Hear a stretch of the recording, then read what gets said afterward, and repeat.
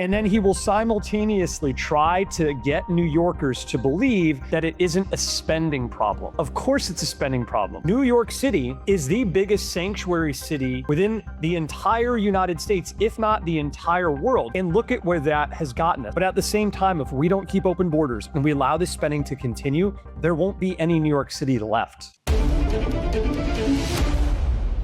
Y hoy tenemos, por cierto, con nosotros a JOE SWEENY, un youtuber que conoce muy bien lo que está pasando en Nueva York, que la está recorriendo, que el otro día estuvo con Nick Shirley, que estamos grabando un documental, que está denunciando la inmigración ilegal, la venta ambulante. Y hoy viene a contarnos de primera mano lo que está pasando y si se nota ya la degeneración de Nueva York en estos primeros meses del socialista MAMDANI al frente del ayuntamiento.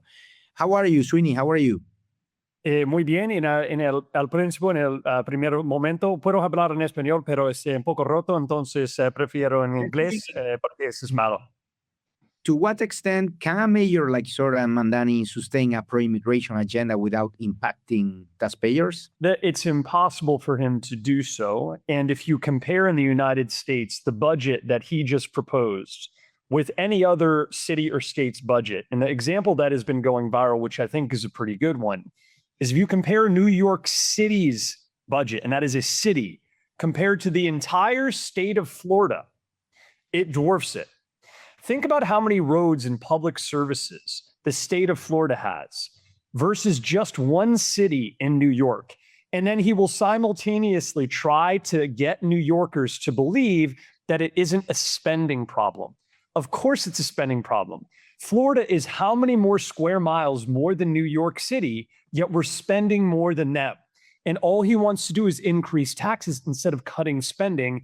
And it's a pro-open borders agenda. New York City is the biggest sanctuary city within the entire United States, if not the entire world.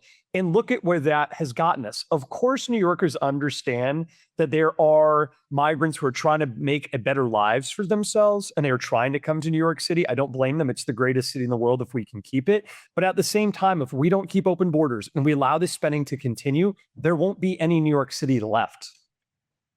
Mm-hmm. Can you tell us what you face on a daily basis in the streets of New York City? We have seen your videos in your social media. So what do you see every day? I see crime, and I try to expose this, right? So my Instagram is SWEEENIE, and I try to show this on a daily basis, Javier. And we met for the first time, I think, 10 days ago? And we just walk through the streets. And if you are a hardworking, tax-paying, law-abiding individual, you can't recognize the New York City today versus the New York City that existed even 10 years ago. For example, the Canal Street corridor on Broadway, and I recommend, I suggest that anyone who's interested, come visit so you can see it yourself. You don't have to take it from me. You don't have to take it from any propaganda. You can see it for yourselves.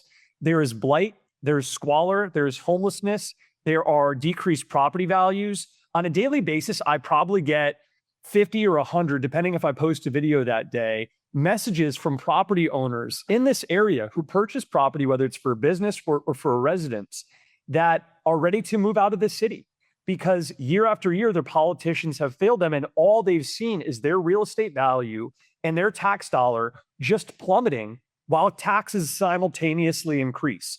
And this isn't conjecture, right, Javier? This isn't something I'm saying as a right-wing talking point. This is coming directly from Governor Hochul's mouth.